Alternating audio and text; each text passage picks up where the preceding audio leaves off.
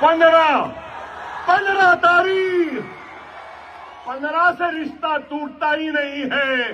15 को आसमान में सिर्फ पतंग पतंग पतंग पतंग पतंग पतंग पतंग रहेगी। उसको झपट रहे, पूरा मिल्क फिरा, नादी दे को मलीदा मिला तो फातिहा देने मुल्ला नहीं मिला बोलते हैं। ये आलम था। अस्सलाम वालेकुम दोस्तों, वेलकम टू मियां भाई न्यूज़। मुंबई के चीता कैंप इलाके में महाराष्ट्र के म्यूनसिपल इलेक्शन के दौरान एआईएमआईएम के सीनियर लीडर अकबरुद्दीन अवैसी ने एक जोशीला और बेबाक खिताब किया।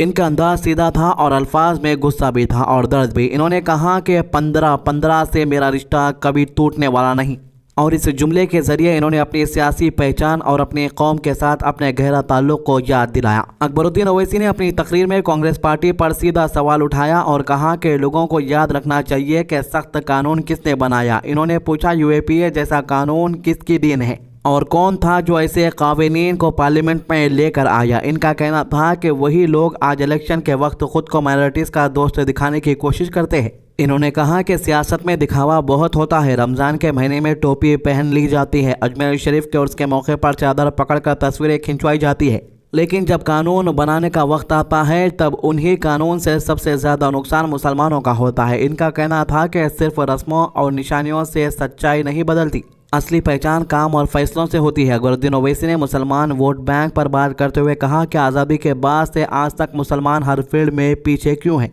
इस पर सोचना ज़रूरी है। तालीम हो, नौकरी हो या सियासी हिस्सादारी, हर जगह इनका इस्तेमाल किया गया और फिर भुला दिया गया। इन्होंने कहा कि बहुत सी पार्टीज आती रही, बहुत सी आवाज़ें उठती रही, लेकिन मुसलमानों की अपनी हमेशा आवाज़ दबा दी गई। अपनी बात को आगे बढ़ाते हुए इन्होंने कहा कि एआईएमआईएम का मकसद सिर्फ इलेक्शन जीतना नहीं बल्कि मुसलमानों की सियासी तौर पर बाखबर बनाना है। इनका कहना था कि जब तक कौम का सेंटर स्टेज पर नहीं लाया जाता तब तक हक की लड़ाई अधूरी रहेगी। इन्होंने जोर देकर कहा कि मुसलमान सिर्फ वोट देने के लिए याद नहीं किए जाए बल्कि उनकी रिप्रेजेंटेशन भी मजबूत हो।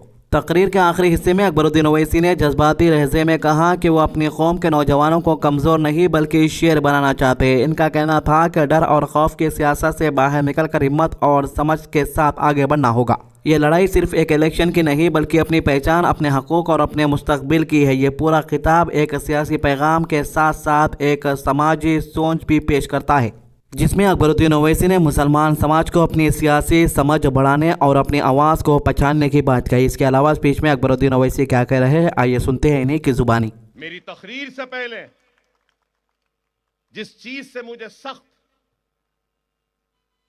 तकलीफ होती है वही बात दोहराई गई। शेर आया, शेर आया, शेर आया। नहीं, मैं कोई शेर नहीं, मैं शेर नहीं हूं, मगर ये जरूर है मैं अपनी कौम के नौजवानों को शेर बनाने आया हूं, तुमको शेर बनाने आया हूं। मैं शेर नहीं हूं, मेरा एक एक नौजवान शेर है। तुमको शेर बनना है, शेर बनना है।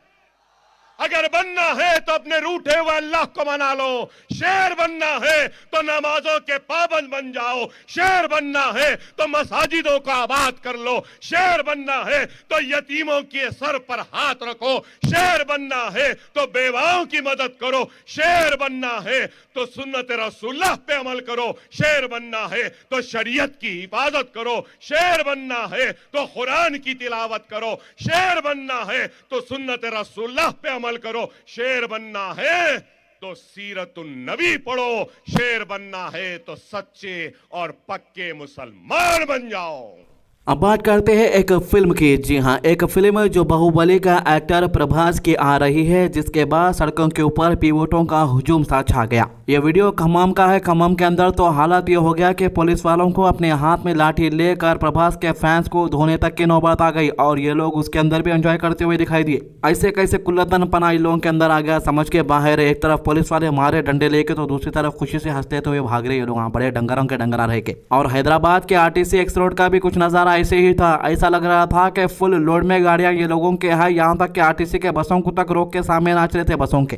क्या कोई फिल्म स्टार ये कहता है कि मेरी फिल्म आने से पहले रोडों को जाम कर दो, आने जाने वालों को परेशान करो, रोडों के ऊपर पूरे पेपर कागजात लोडिंग कर लेके नाचो? सिकंदराबाद आरटीसी एक्स रोड के पास एक थिएटर है संध्या थिएटर। यहाँ पर एक प्री शो चल रहा था उस फिल्म की जो प्रभास की आने वाली फिल्म है जिसका नाम राजा साहब बताया जा रहा है। अब उन्हें जो है फिल्म के अंदर मगरमच्छों से लड़ रहा करते, चुप चुप के मगरमच्छा भाई ग्राफिक के जरिए बनाए सो, मगर ये लोग जो है ऑनलाइन से ऑर्डर कर ले के रबर के मगरमच्छा लेके जा रहे थिएटरों के अंदर। मतलब अब हर जने के हाथ में मगरमच्छ दिख रहा, समझो जो भी इसकी फिल्म देखने के वास्ते जा रहा। खैर ये नौबत देखते हुए संध्या थिएटर के अंदर जो प्री शो था उसको कैंसिल कर दिया पुलिस वाले, क्योंकि हंगामा बहुत ज्यादा हो गया था। सीधा बोर्डों के ऊपर लिख के लगा दिए Raja Saab movie no pre show celebrate at Sandhya theatre. इससे पहले अल्लू अर्जुन की फिल्म कौन सी फिल्म आई थी, वो पुष्पा 2 फिल्म। पुष्पा 2 फिल्म के दौरान एक इवेंट के अंदर आ गया था उन्हें थिएटर में बगैर पुलिस वालों को बोले हुए। बाद में बोला कि मैं परमिशन भी लिया बोल के पेपर बता दिया।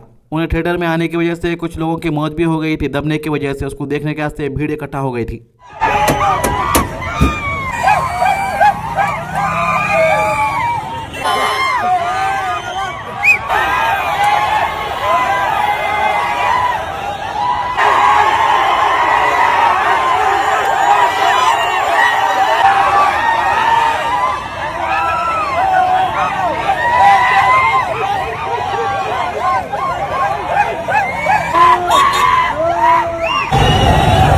तो इसके अलावा दूसरे महाराष्ट्र में एक बड़े इज्तिमा से खिताब करते हुए AIMIM के सदर असदुद्दीन ओवैसी ने मुल्क के निज़ाम इंसाफ, कानून और सियासत पर गहरी बात रखी। इन्होंने कहा कि जब मुंबई ट्रेन ब्लास्ट हुए थे तो उस वाक़े में 185 बेगुनाह भारतीय शहरी अपनी जान से हाथ धो बैठे थे। इस गमनाक हादसे के बाद 11 मुसलमानों को गिरफ्तार किया गया। वो 11 लोग बिना जुर्म साबित हुए पूरे 19 साल तक जेल के अंधेरों में बंद रहे। ओवैसी ने कहा कि ज़रा सोचिए, अगर आज आप यही बैठे हो और अचानक फ़ोन आया कि जल्दी आइए तो दिल पर क्या गुजरेगी। अब उस दर्द का अंदाज़ा लगाइए जो उन 11 लोगों ने 19 साल तक हर दिन महसूस किया होगा, जब उनकी ज़िंदगी, उनका मुस्तकबिल, उनका घर, सब कुछ छीन लिया गया। इसी सिलसिले में उन्होंने सुप्रीम कोर्ट के फैसले का भी जिक्र किया। जहां दिल्ली फसादात के अक्यूज्ड उमर खालिद और शर्जिल ईमान को बनाया गया और उन्हें बेल नहीं दी गई। ओवैसी ने कहा कि सुप्रीम कोर्ट ने बेल क्यों नहीं दी, इस पर अपनी वजह भी बयान की, लेकिन असल सवाल कानून का है। उन्होंने याद दिलाया कि UPA के दौर में अनलॉफुल एक्टिविटीज़ प्रिवेंशन एक्ट में तब्दीली की गई थी और टेररिज्म की एक ऐसी वजाहत शामिल की गई जो बहुत वसी और गैर वाज़ेह थी। इन्होंने कहा कि 2007 या 2008 में ही उन्होंने लोकसभा में सवाल उठाया कि कानून में लिखा गया जुमला in any other manner of what ever nature आखिर क्या मतलब रखता है। ओवैसी ने कहा कि उस वक्त भी इन्होंने खुली वार्निंग दी थी कि इस कानून का गलत इस्तेमाल होगा और आज वही हो रहा है। आज 2 जवान जिसमें से एक 5 साल से ज़्यादा अरसे से जेल में बंद है, बिना सज़ा के, बिना फैसले के बेल से महरूम है। इन्होंने सवाल उठाया कि जिन लोगों ने यह कानून बनाया क्या उनमें से किसी ने आज़ादी के बाद 1 साल या 2 साल 5 साल जेल काट कर देखी है? बताओ कांग्रेसियों, क्या आपके दौर में नहीं हुआ? आज तुम धूलिया में अपने उम्मीदवार उतार कर बड़ा समझ रहे हो कि नहीं हम कांग्रेस पार्टी है। अरे चुल्लू भर पानी में डूब पड़ो तुम लोग।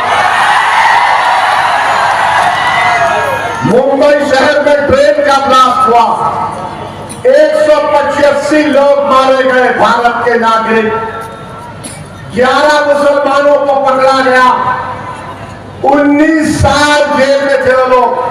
तो ये थी अभी तक की अपडेट। आज की अच्छी बात, रसूलुल्लाह सल्लल्लाहु अलैहि वसल्लम ने फरमाया 2 कलमे जो ज़ुबान पर हल्के हैं लेकिन तराजू में आखिरत में भारी है, अल्लाह रहमान के यहाँ पसंदीदा है। वो ये है सुबहान अल्लाह व बिहम्दिही सुबहान अल्लाहिल अज़ीम। सही बुखारी हदीस नंबर 6682। हमारे चैनल को सब्सक्राइब कीजिए, वीडियोस को ज़्यादा से ज़्यादा शेयर कीजिए, नमाज की पाबंदी कीजिए, कुरान की तिलावत कीजिए और दुआ में याद रखिए। अल्लाह हाफिज़।